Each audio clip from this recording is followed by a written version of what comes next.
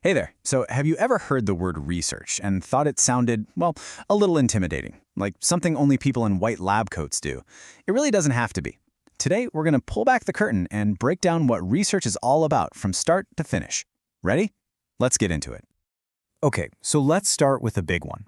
What's the real difference between just, looking something up on the internet and doing actual research? We all Google things every single day, right?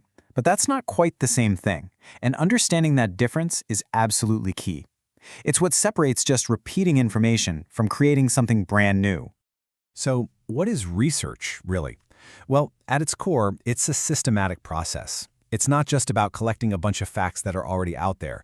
It's about being curious, asking new questions, and then, and this is the important part, following a methodical plan to find the answers.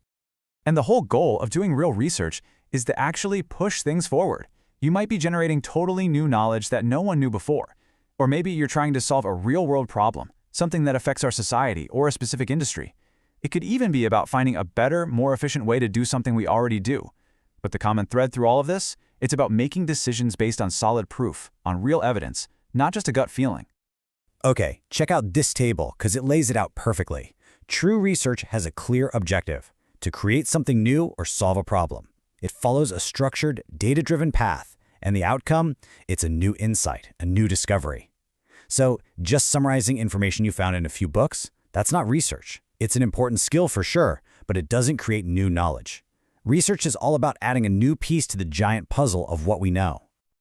All right, so once you've got your burning question, you need a plan, a roadmap.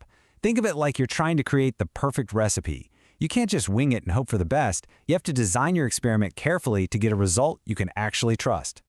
And to make this super simple, let's stick with that recipe idea. Imagine you're on a mission to bake the perfect cake. You wouldn't just dump random amounts of ingredients in a bowl and cross your fingers, would you? Of course not. You'd need a plan to figure out exactly what works. These are your variables. They're all the things you have control over and can change. Should you use all-purpose flour or whole wheat? What about the oven temp? And how long do you bake it for? Every single one of these choices, the flour, the temp, the time, the eggs, could change how your cake turns out. In research, we call these your independent variables. And this brings us to this really cool concept called design of experiments, or DOE for short.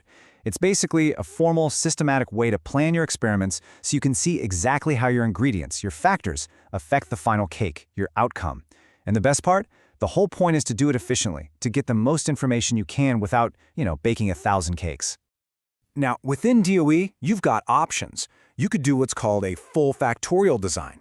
That means you literally test every single possible combination of your variables. That is a lot of cake. Or you can be clever about it and use a fractional factorial design. This is the real game changer.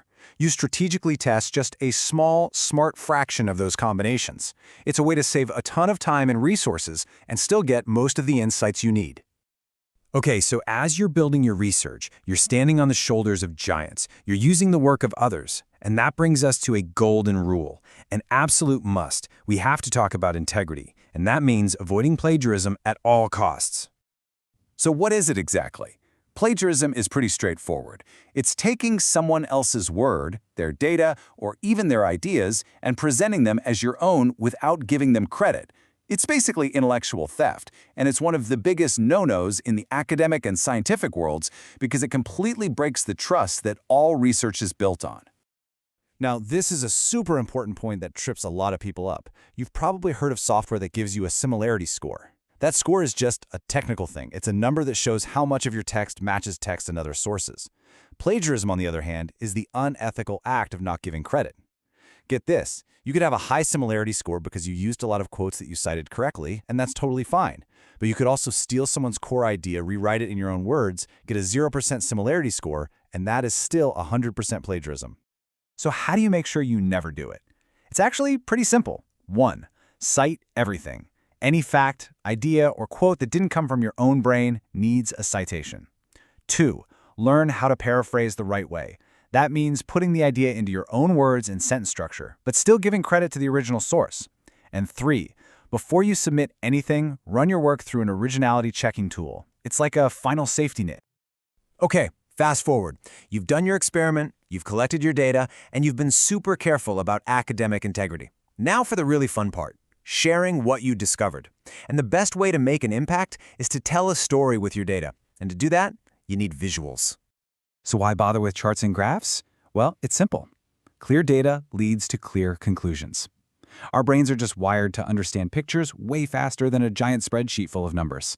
A good visual doesn't just present data, it reveals the story inside the data. It can turn something complex into a simple aha moment for your audience. Take a histogram, for example. This is the perfect tool when you want to see the distribution or the shape of your data. You can instantly see where most of your results are clustered, spot any weird outliers, and just get a feel for the overall pattern. It's like a quick snapshot of your findings. Or what if you want to show how different parts make up a whole? That's where a pie chart or a donut chart comes in. They're awesome for showing percentages or proportions, making it super easy for anyone to see how big each category is compared to the others. And really, this quote sums it all up beautifully. From the very beginning when you're designing your experiment, all the way to creating your final charts, the goal is the same. You want to share what you found in a way that is clear, concise, and logical, because a groundbreaking discovery doesn't mean much if no one can understand it. So there you have it, a beginner's blueprint to the world of research. It's not some scary, mysterious thing. It's just a process, a way of being systematically curious. You now have the basic tools to get started. So the only question left is, what question will you answer first?